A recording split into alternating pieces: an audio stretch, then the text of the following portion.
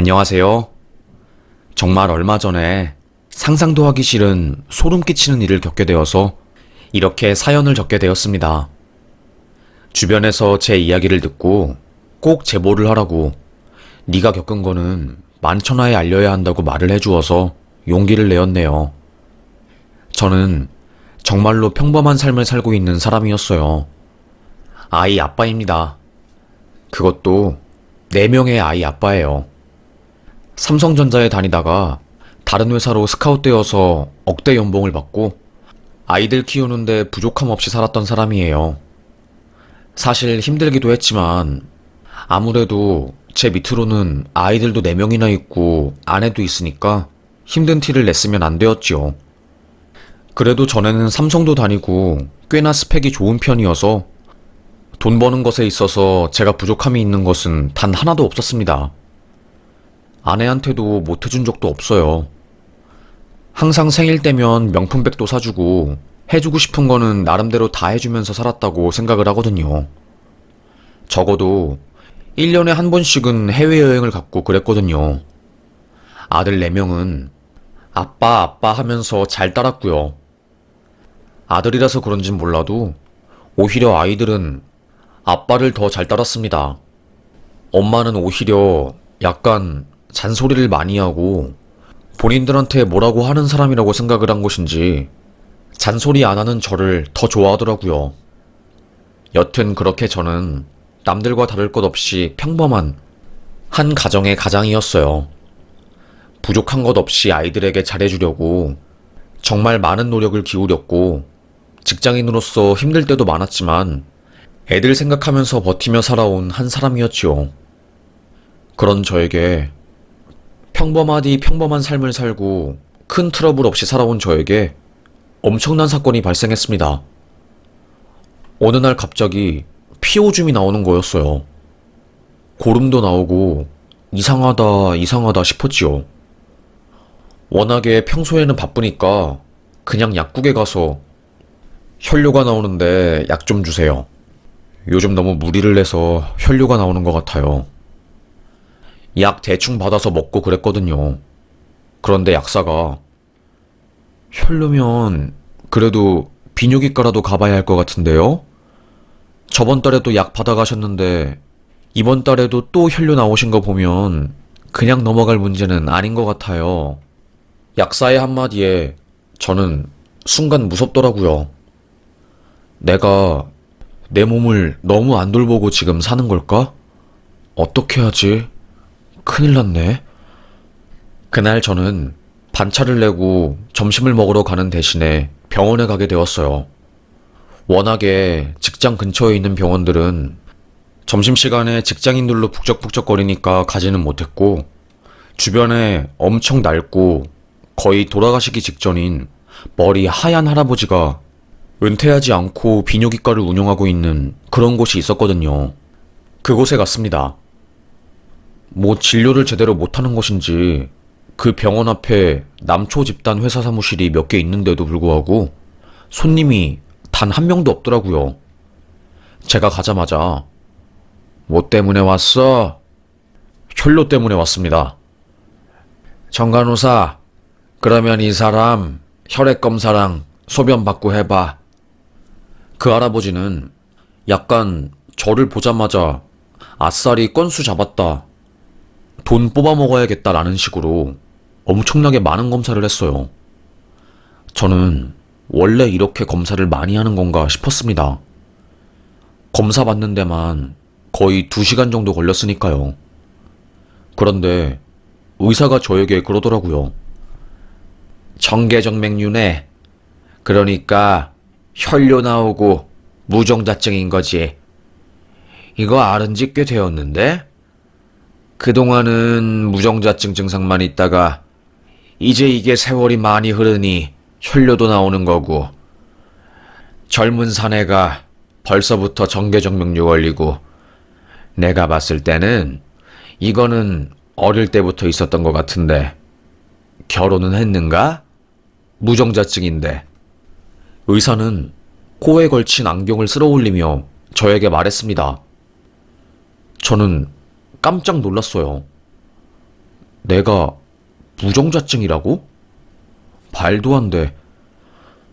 저는 당연히 그 의사가 돌팔이이고 망해가는 병원에 내일 모레 쓰러질 것 같은 상태로 있으니까 이 사실이 거짓말이라고 생각을 했어요. 아니, 선생님, 검사 결과 정확한 겁니까? 저는 제가 무정자증인지도 모르고 잘 살아왔는데요. 아이도 4명이나 있고 다 아들입니다. 어? 아니, 결혼도 하고 아이가 4명이라고? 무정자증이 아이가 4명일 확률은 로또를 3번 맞는 것보다 더 어려운 일인데. 아이가 정말로 4명이야? 4명? 의사 선생님은 정말 이상한 이야기를 들은 것처럼 인상을 찌푸리고 한숨을 푹 쉬었어요. 그리고는 종이컵에 있는 믹스커피를 한 모금 마시며 그러더라고요. 의사로서 말하자면 무정자증이 아들 4명 갖는 것은 불가능하네. 생각을 해보세. 씨를 안 뿌렸는데 어떻게 아이가 생기겠나. 게다가 자네는 무정자증의 그 정도가 심해서 아예 현미경으로 보았을 때 정자가 보이지 않는 정도야. 다른 사람들은 한두 개의 정자가 있어서 희망이 있을 수는 있어도 자네는 아니라고. 일단 의학적으로 설명되지 않는 현상들이 많으니 자네가 4명 아이를 가졌다는 게 거짓말은 아닐 수도 있겠지만 한번 다시 생각을 해보게나. 의사는 자세를 고쳐잡고 저에게 진지하게 말을 해주었어요. 저도 무척이나 당황스러웠고 이게 진짜인가 싶었습니다. 반차를 낸 저는 병원 진료가 끝나고 집에도 못 가고 혼란스러운 마음에 뱅뱅 돌았어요. 친구에게 전화를 걸어서 야, 요즘 변호사 수임료 괜찮냐? 너 돈 쓸어 모으지? 야, 말도 마. 요즘 사람들 변호사 고용하고 수임료 안 주는 사람 많고 나도 힘들어 죽겠다. 이제는 변호사도 개인 어필 시대이고 사무실 낸다고 사람들 찾아오거나 그러지 않아. 너 나한테 의뢰할 거 없냐? 친구니까 싸게 해줄게. 저는 솔직하게 말을 털어놓았습니다. 친구는 미쳤네. 야, 네가 무정자증인데 20년간 아들을 4명 낳았다고?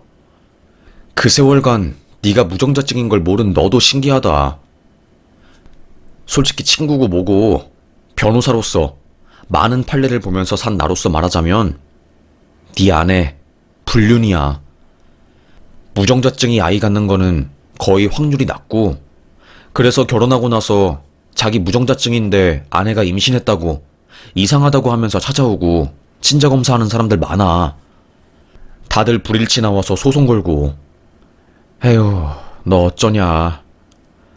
아닐 수도 있겠지만 마음 단단히 먹어라. 내가 봤을 때는 불륜이고 너도 친자검사 해라. 친구의 말에 너무 놀랐습니다. 사실 의심하고 있는 것은 맞았지만 부정을 했거든요. 에이, 설마 아니겠지. 에이, 설마 아닐 거야. 하면서요. 하지만 친구의 말도 머릿속으로 맴돌고 그 비뇨기과 할아버지가 저에게 한 말도 머릿속에서 잊히지가 않았어요. 꽤나 고통스럽더라고요. 이걸 어떻게 하지? 저는 발을 동동 굴렀습니다. 결국 일단 내 눈으로 확인을 해봐야겠다 싶었습니다. 일단 저는 자는 아이들의 방에 가서 몰래 머리카락을 뽑았어요. 막내는 제가 머리카락을 뽑은 순간 눈을 번쩍 뜨면서 아, 아빠, 왜 내 머리카락을 뽑아? 우는 바람에 아내가 깰까봐 너무 노심초사했네요. 그렇게 아내 몰래 아이들의 머리카락을 뽑고 저는 그 머리카락을 가지고 친자검사에 의뢰했어요. 그리고 나서는 검사 결과가 나오기 전에 아내의 핸드폰을 뒤지고 불륜남과의 흔적을 찾기 위해서 난리를 쳤습니다. 그런데 이상했어요. 아내의 핸드폰에는 불륜을 의심할 만한 그 어떠한 것도 없었어요. 아내는 그저 일을 잠깐씩 하거나 아이를 돌보는데 본인의 시간을 다 투자하는 평범한 주부처럼 보였거든요. 너무너무 이상하다 싶었습니다. 그런데 카톡에서 유독 친해 보이는 한 사람. 그 사람은 제 직장 동료이자 저희 아파트에 사는 친구였습니다. 그 친구랑은 대학 동기였다가 삼성전자에 같이 입사하게 되어서 꽤나 친했거든요. 그 친구도 다른 곳으로 이직하고 저도 이직을 해서 이직한 이후에는 잘 만나지 않게 되었고 오다 가다 얼굴 마주치면 인사하고 딱 그뿐이었습니다. 다만 초반에 같은 아파트 살고 삼성전자에 다니니까 아무래도 자주 만나긴 했어요. 둘 다 결혼을 해서 가정도 있고 아이도 있으니까 자주 주말에 같이 놀러 가기도 했고 좋았지요. 어느 순간 바빠서 서로 멀어지긴 했지만 저는 아내가 그놈과 지속적으로 연락을 주고받는지는 꿈에도 몰랐습니다. 순간 직감할 수 있었지요. 그놈이 내 아내랑 바람을 피웠구나. 이 도라이 새끼가 정말로 미쳤구나. 남의 아내를 탐내고 가정도 있는 놈이 지금 이게 뭐 하는 짓인가 하면서 별의별 생각이 다 들었어요. 하지만 그거는 심정일 뿐이었고 그 어떠한 물증도 없었지요. 답답하더라고요. 이걸 어쩌면 좋나. 도대체 어떻게 아내의 불륜남을 잡고 나는 대체 왜 이러고 있는 걸까 하면서 솔직히 힘들기도 많이 힘들었습니다.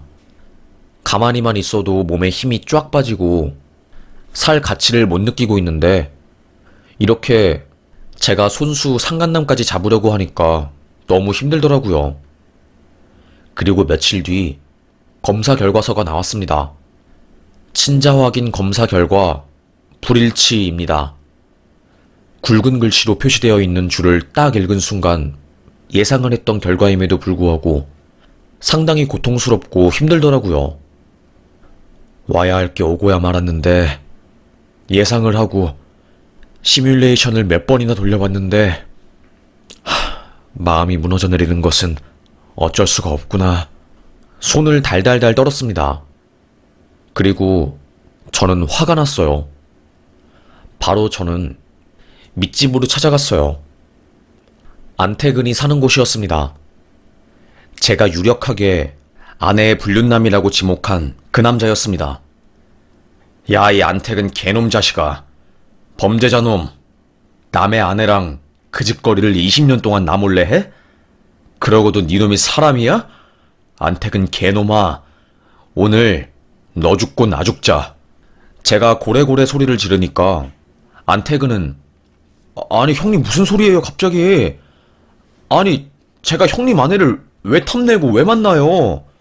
나 참 갑자기 자다가 벼락 맞게 생겼네. 내가 무정자증인데 내 아내가 20년간 내 아이를 4명이나 낳았어. 얼마 전에 친자 검사하니까 전부 불일치 떴고 아내 핸드폰 보니까 최근까지도 너랑 대화를 나눴더라. 그것도 아주 다정하게. 네가 내 아내한테 언제 줄 거냐고 빨리 달라고 그랬지? 주긴 뭘 줘. 변태놈, 쓰레기, 재활용도 안 되는 이 쓰레기 같은 놈아. 소리를 고래고래 지르면서 주먹을 들어 그놈을 때리려고 한 순간 그놈이 형님 무슨 소설을 쓰시는 거예요? 좀 이거 주먹 좀 놔보고 이야기해요. 제가 결백하다는 거 다 보여드릴 테니까. 안태근의 억울하다는 목소리에 놀란 저는 속으로 얼마나 뻔뻔하길래 이렇게까지 악을 쓰며 부정하는 거지? 이야기나 좀 들어보자 하고 때리려고 하던 손을 내리고 그놈의 이야기를 들어보았습니다. 형님, 내가 아무리 막장이라고 하더라도 형님과 20년간 알고 지낸 사이고 직장도 함께 다녔었고 대학도 같이 나왔는데 내가 그런 짓을 하겠습니까, 형님? 제발 좀. 갑자기 안태근은 안방으로 가더니 장롱 깊은 곳에서 서류를 하나 꺼내왔어요. 나 안태근은 박유림에게 8천만 원을 빌려주기로 한다. 라고 적혀있는 서류였습니다. 박유림은 저희 아내의 이름이었어요. 저는 놀라서, 아니, 내 아내가 너한테 돈을 빌렸다고? 이건 또 무슨 말이야, 갑자기? 제가 이렇게 말하니 안태근은 형님한테 비밀로 하기로 했었는데 형님 와이프가 첫째 낳기 전에 저한테 연락 와서 돈 좀 빌려달라고 큰일 났다고 했어요. 뭔 일이냐고 물어보니까 자세히는 묻지 말고 집주인한테 보증금을 잠깐만 빼달라고, 전세자금 빼고 월세로 잠깐 돌려야 한다고, 큰 돈이 필요하다고 해서 그 돈을 형님 몰래 가져가서 어디에 썼나봐요. 뭐 손실이 난 것인지 빨리 돈을 메워야 한다고 저한테 돈을 빌렸거든요. 그거를 아직도 안 갖고 있네요.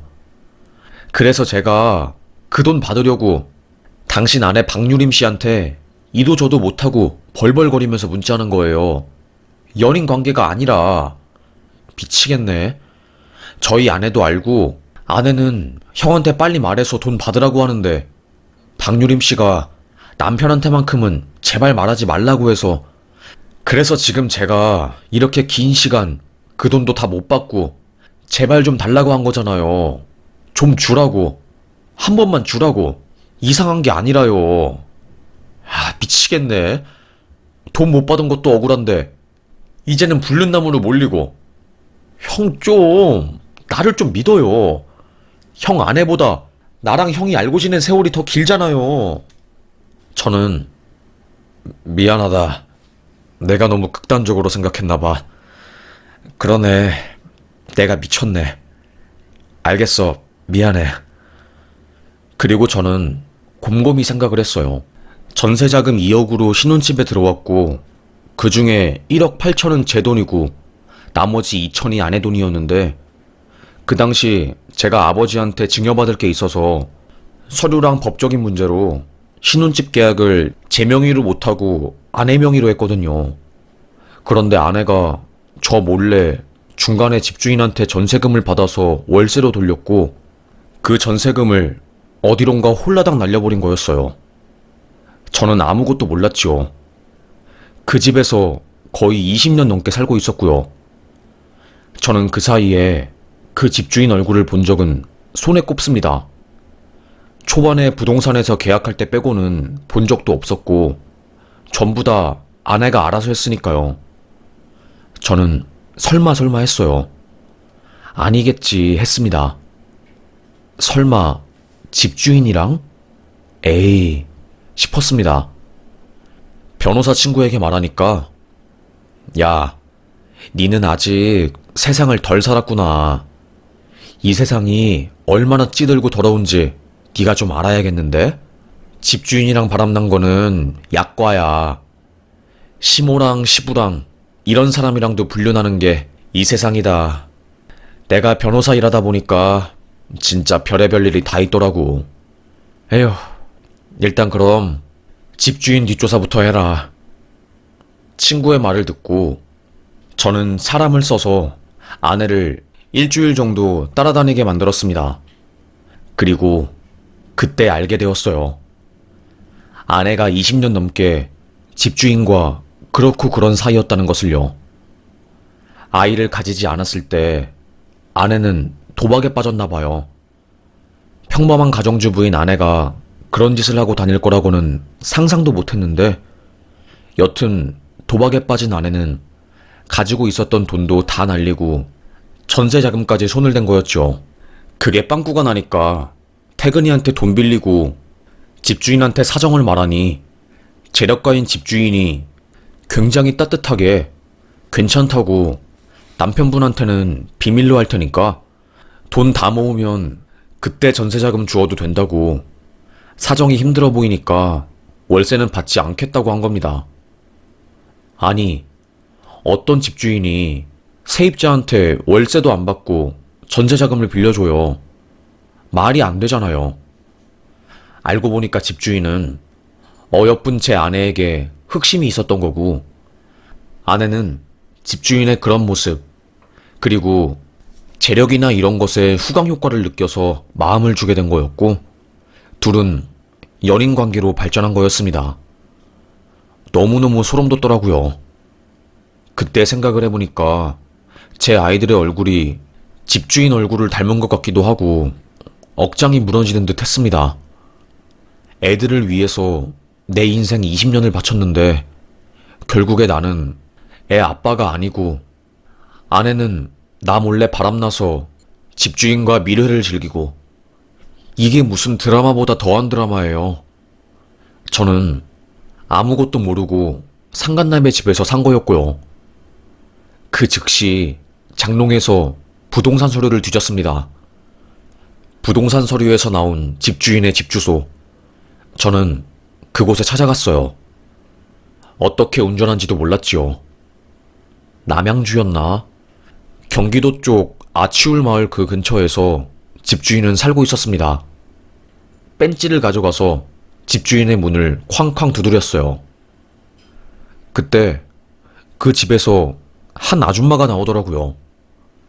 성격도 엄청 드세 보이고 거의 무슨 선무당처럼 어마어마한 포스를 가지고 있는 분이었습니다. 뭔데? 남의 집 문을 부수려고 그래? 팔자주름에 쥐점이 떡하니 나있고 시뻘건 립스틱을 바른, 바늘로 찔러도 피 한 방울 안 나올 것 같은 돼지 껍데기처럼 두꺼운 피부를 가지고 거대한 콩벌레 같은 몸선을 가지고 있는 집주인 아내가 나와서 저에게 소리쳤습니다. 저 보람의 아파트 703호 사는 세입자입니다. 집주인이, 당신 남편이 내 아내랑 20년간 바람 피우고 있었던 사실 아세요? 제 아들들이 제 아들이 아니라 당신 남편 아들이라고요. 이게 무슨 말인지 정말. 제 아들인데 제 아들이 아니랍니다. 친자검사에서 제 아들이 아니랍니다. 제가 이 말을 하자 그 아주머니는 뭐? 소리를 치며 저에게 집 안으로 들어와서 자세히 좀 말해보라고 했습니다. 알고 보니까 그 집주인분이 부자인 게 아니라 그 집주인의 와이프분께서 어마어마한 재력가였고, 집주인은 그 재력에 숟가락을 얹어서 살고 있는 거였더라고요. 그러면서 제 아내한테는 자기가 재력가니 너에게 너그럽게 대해주마. 어때? 내 재력, 능력, 인품? 멋있지? 하면서 달콤한 남자인 척을 한 거였습니다. 얼굴을 때리고 싶었어요. 그 집주인 아주머니는 이 사람이 진짜? 나가서 아주 꼴값을 다 떠네. 그러면 그쪽은 아내랑 이혼할 거죠? 네. 저는 당연히 이혼을 해야지요. 20년간 같이 살아온 사람이 바람 피웠는데 어떻게 이혼을 안 하겠어요. 그럼 저랑 같이 복수해요. 어쩐지 저번 주에 무당이 사람 조심하라고 조만간 사람 때문에 큰 코 다칠 일 생긴다고 했는데, 에이씨. 그런데 그때 집에 그 집주인이 들어왔어요. 저는 안쪽에 있어서 신발장에 들어온 집주인은 저를 보지 못했어요. 신발을 벗으면서 나 배고파, 밥 줘, 이러더라고요. 아줌마는 그 소리를 듣자마자 식탁에 있었던 콩시루떡 한 판을 손에다가 쥐고 그 집주인의 얼굴을 퍽 때렸습니다.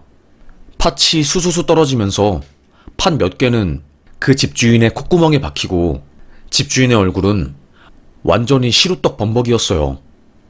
아줌마는 콩시루떡을 무슨 걸레짝처럼 들고 팍팍팍 집주인을 때리며 야, 이 개놈 자식아.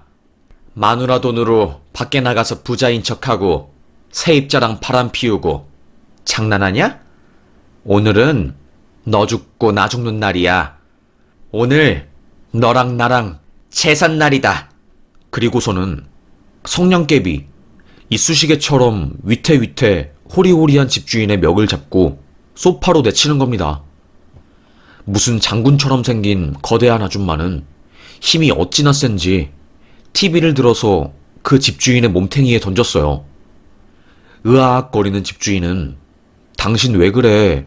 말로 하자고 말로 하면서 울부짖었지만 집주인에게 통하지는 않았지요. 아줌마는 집주인 콧구멍에 손가락을 넣고 너 오늘 제삿날이야 하면서 팍 찔렀어요. 집주인 콧구멍 찢어졌습니다. 소뚜껑처럼 굵은 손가락으로 팍 찔렀으니 찢어지고 집주인은 종이 인형처럼 아줌마한테 완전히 매타작을 당했어요. 사각 팬티 바람으로 쫓겨났고 거의 맞아 죽기 직전이었습니다. 저는 벌벌 떨었어요.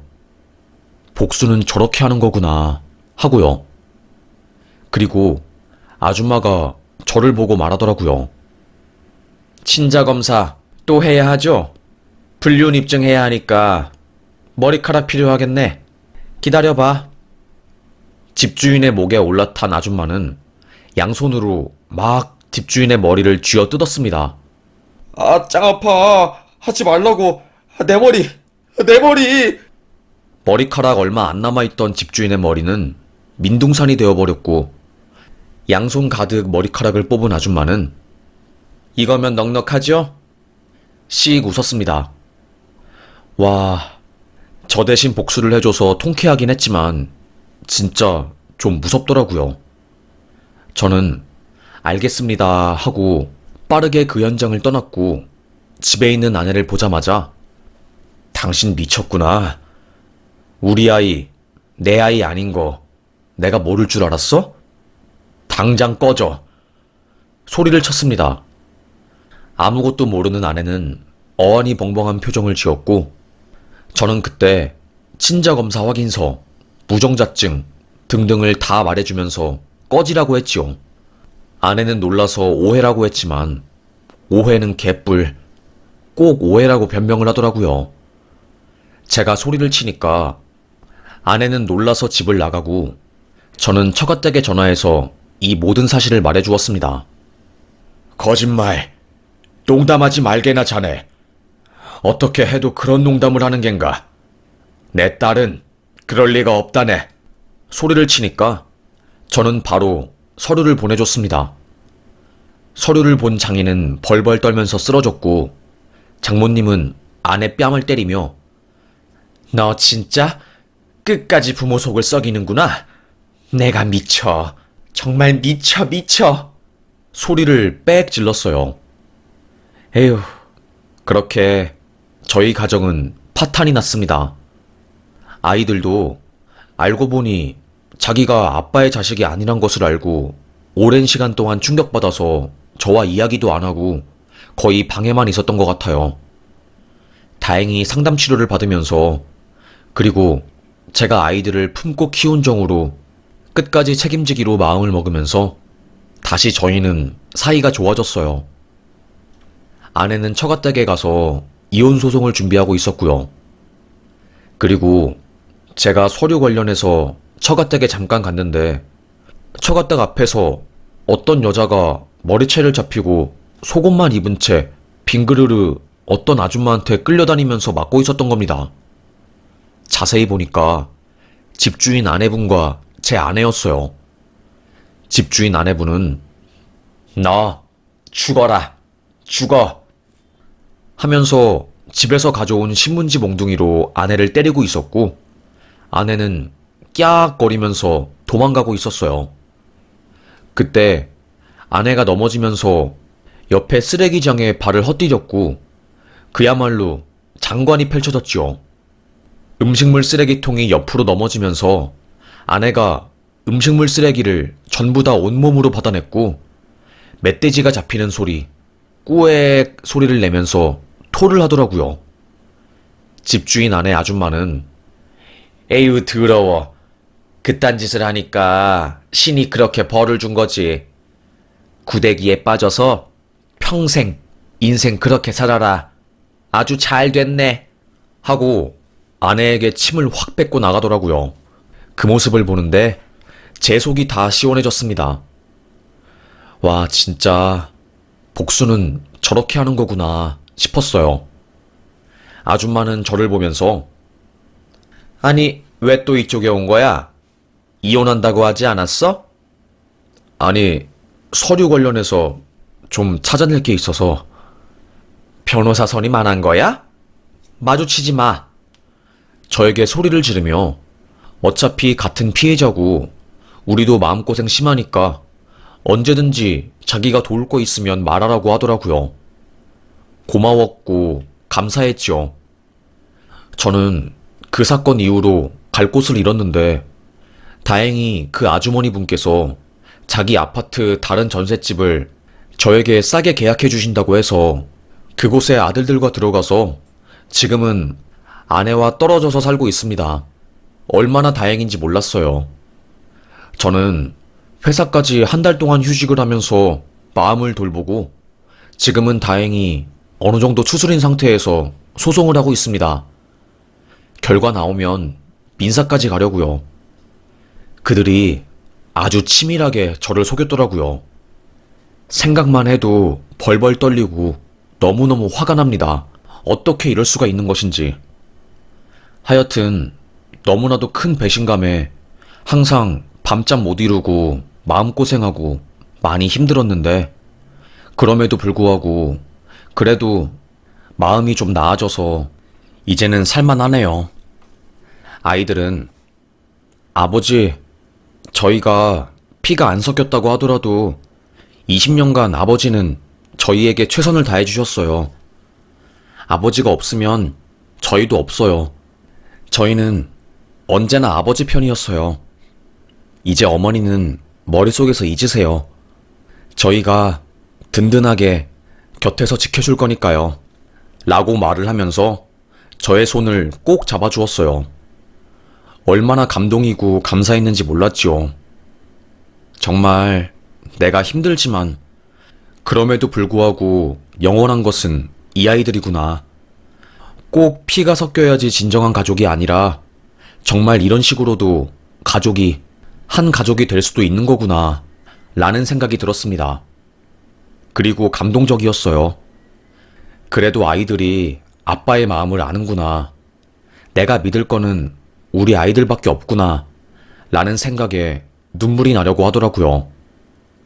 그렇게 저는 결국 긴 소송 끝에 아내와 이혼을 하게 되었고 민사소송을 치르고 있습니다. 상간남에 대한 민사도 치르고 있어요. 그리고 뒤늦게 들은 건데 상간남 그곳이 터졌대요. 알이 터졌대요. 그 아내분이 너무 화가 나서 막 상간남을 집에서 밟고 때리다가 그곳이 터져서 병원에 가고 난리도 아니었다고 하더라고요. 그리고 무당이랑 같이 상간남을 막 때리고 장난 아니었다고 합니다. 하여튼 기세고 무서운 아내를 떡하니 옆에 두고 그 아내 재력 덕분에 먹고 살았는데 아주 고마운 줄 모르고 그딴 짓을 하다가 딱 걸렸으니 처맞는 게 아주 당연한 것이었지요. 저는 정말로 아주 통쾌했습니다. 아무리 생각해도 이렇게 통쾌할 수가 없었어요. 씩 웃은 저는 재판에 나갔는데 상간남 얼굴이 완전히 퉁퉁 부었더라고요. 그것도 아내분이 때리셔서 그렇대요. 아유, 진짜 저 대신에 아주 화끈하게 복수해주신 그 아줌마분이 얼마나 고마웠는지 몰라요. 저는 마음도 약해서 복수할 생각도 제대로 못했는데 아줌마 덕분에 제 아내가 음식물 쓰레기통에 허우적대고 망신이란 망신은 다 당했으니까요. 아내는 소문이 쫙 퍼져서 평소에 자주 나가던 교회도 못 나가게 되었고 인간관계가 완전히 망가졌대요. 얼마나 꽃인지 몰랐어요. 아주 잘 되었다 싶었습니다. 그리고 저는 지금 심리치료를 받고 있어요. 사실 고소하고 법적으로 처벌을 주고 뭐 참교육을 했지만 다친 마음은 쉽게 치유되지 않더라고요. 그래서 조금 많이 마음고생하고 힘들어하다가 이제야 조금 숨을 쉴 수 있게 되었어요. 제발 바람 피우거나 그딴 짓 하지 않았으면 좋겠네요. 저는 방송국에 제보를 하려고 하다가 일단은 친구들 말대로 이런 곳에 저의 이야기를 해서 저의 억울함과 이런 일을 당하는 사람도 있으니 여러분도 조심하고 그러시라고 이렇게 힘들게 이야기를 적었습니다. 정말 사건을 회상하는 게 저에게는 쉬운 일은 아니었어요. 개인적으로 너무나도 고통스럽고 마음이 찢어지고 그런 상황이었죠. 그럼에도 불구하고 저랑 비슷한 일을 겪으신 분들이 있으면 저의 이야기만으로 위로가 되고 또 마음을 치유할 수 있을 거라고 생각해서 용기를 냈어요. 제가 피해자로서 형사고소를 하고 그러다 보니까 법은 철저하게 가해자에게 유리하게 이루어진다는 것을 알았습니다. 참 억울하고 죽겠더라고요. 그리고 그 과정에서 이 대한민국이 얼마나 썩어 빠지고 죄 지은 사람이 살기 좋은 나라인지 처절하게 알게 되었고요. 소름이 끼치더라고요. 진짜 죽이고 싶은 적이 한두 번이 아니었습니다. 이 나라를 뜰까 싶기도 했고요. 워낙에 사법기관이 구시대적이고 뜯어고쳐야 하는 점이 한두 개가 아니었으니까요. 하지만 버텼습니다. 피해자인 제가 마음고생하고 죽고 다른 나라로 도망가는 것은 아닌 것 같아서요. 그래도 뭐 시간이 지나고 그들이 처벌을 받으니 마음은 좀 나아지긴 했네요. 이혼해야 하실 분들은 빨리 하시는 거 추천합니다. 늦게 질질 끌어봤자 해결은 안 되고 내 마음의 멍만 진해지는 것 같네요. 만약에 제가 그날 비뇨기과를 안 갔으면 아마도 저는 평생 제 아이들이 제 핏줄이 아니란 것을 모르고 살았겠지요. 에휴, 어쩌면 모르는 게 약일까? 이런 생각도 들지만 나중에 알면 더욱더 충격이 크니까 차라리 잘 되었다고 생각하고 제 자신을 위로하고 있습니다. 사실 아직도 힘들긴 하지만 그래도 저를 위로해 주시는 분들이 많으니까 이겨내려고요. 여러분도 행복하세요. 우리가 왜 살겠어요? 행복하려고 사는 거죠. 하여튼 저의 이야기 이렇게 끝까지 들어주셔서 정말로 감사합니다. 행복만 하면서 우리 행복한 감정 마구마구 느끼면서 우리를 잘 돌보면서 살아봐요. 고마워요.